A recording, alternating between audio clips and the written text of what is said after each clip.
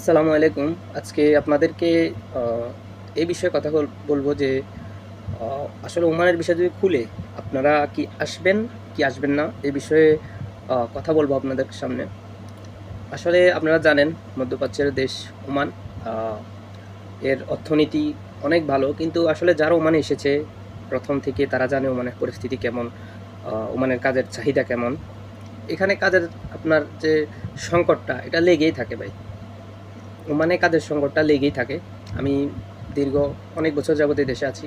আমার অভিজ্ঞতায় আমি দেখতেছি আপনার বেশিরভাগ লোক এদেশে ফ্রি ভিসার লোক। আপনারা যারা আসবেন ভিসা খোলার পরে আপনারা হুটহাট করে কেউই আসবেন না আপনাদের কাছে মাপ চাই। হুটহাট করে এই ফ্রি ভিসা নামক যে জায়গাটা, এই জিনিসটায় কেউ আসবেন না। আপনারা মনে করেন এই দেশে অনেক দালাল আছে, অনেক দালাল আছে।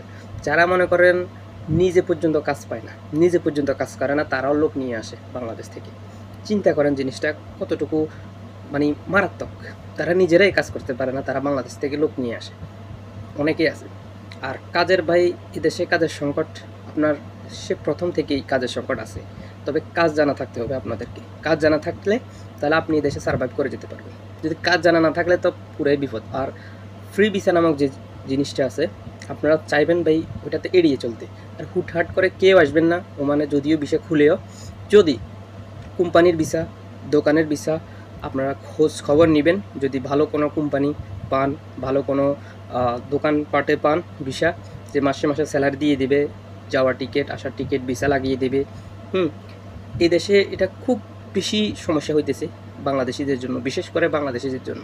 যে দোকানপাটে আসতেছে, আপনার ভিসা লাগাই দিতে আসে না, সমস্যা হইতে আসে, বেতন দিতে আসে না। আবার কোম্পানিতে যাইতেছে, ভিসা লাগাই দিতে আসে না, বেতন ঠিকমতো দিতেছে না। ভাই বাংলাদেশের লোক যখন বাংলাদেশ থেকে আসে ৩-৪ লাখ টাকা ভাই খরচ করে আসে।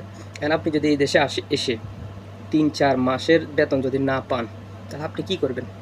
আপনি কী করবেন ভাই? আপনার প্রতি মাসে টাকা লাগবে। কিন্তু এখানে এমন এমন কোম্পানি আছে ৩-৪ মাস পর্যন্ত টাকা দেয় না, ৫ মাস পর্যন্ত টাকা দেয় না। তারপর ভিসা লাগাবে সময়ও তারা অনেক ইয়া করে, ভিসা লাগাই দিতে চায় না। তো অবশ্যই আপনারা যে যেখানে থাকেন বাংলাদেশে ভিসা খুলুক, সমস্যা নাই, ভিসা খুলবেই। ভিসা খুলবে, এটা হলো তাদের আইন, বন্ধ করেছে আইন, আবার খুলবে। কিন্তু আমাদেরকে সাবধানে থাকতে হবে। দালালের খপ্পরে পড়লে ভাই চলবে না, জীবনটা শেষ করলে ভাই চলবে না। আপনার প্রতিটা সময় আপনার কাছে গুরুত্বপূর্ণ, প্রতিটা সময় আপনার কাছে গুরুত্বপূর্ণ ভাই। এখানে এসে পরে আপনারা না জেনে ফ্রি ভিসা নামক আসবেন, কাজকর্ম পাইবেন না, কাজকর্ম করবেন না, অনেক কষ্ট করবেন ভাই। নিজের কাছে নিজেরে আপনার খুব খারাপ লাগবে নিজেদের কাছে। এটা আপনাদেরকে বাস্তবিকতা আমি আপনাদেরকে বলতেছি। আপনারা যদি প্রপার যদি কোনো কোম্পানি পান যে মাস টু মাস স্যালারি দিয়ে দিবে, এরপরে আপনার ভিসা লাগিয়ে দেবে, তাহলে আপনারা আসতে পারেন। এবং কি যদি দোকানপাটে ওইরকম ভালো কোনো কন্ডিশনে পান, আসতে পারেন। এছাড়া ফ্রি ভিসা নামক ভাই কোনো জিনিস আপনারা কান দিবেন না। দালালে অনেক কথা বলবে ভাই, লাইফ আপনার, আপনি সিদ্ধান্ত নেবেন আপনি কী করবেন।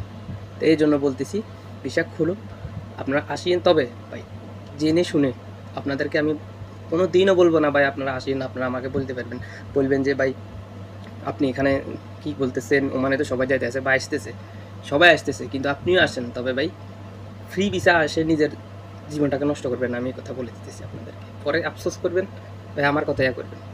অবশ্যই ভালো থাকবেন সবাই। আর আমার এই চ্যানেলটিকে সাবস্ক্রাইব করে দেন। ওমানের বিভিন্ন খবরাখবর, অনেক সুযোগ সুবিধা অসুবিধা নিয়ে কথা বলবো। তো অবশ্যই সাবস্ক্রাইব করে দিবেন। এটা আসলে অনুপ্রেরণা দেয় মানুষকে। তো ভালো থাকবেন। আল্লাহ হাফেজ।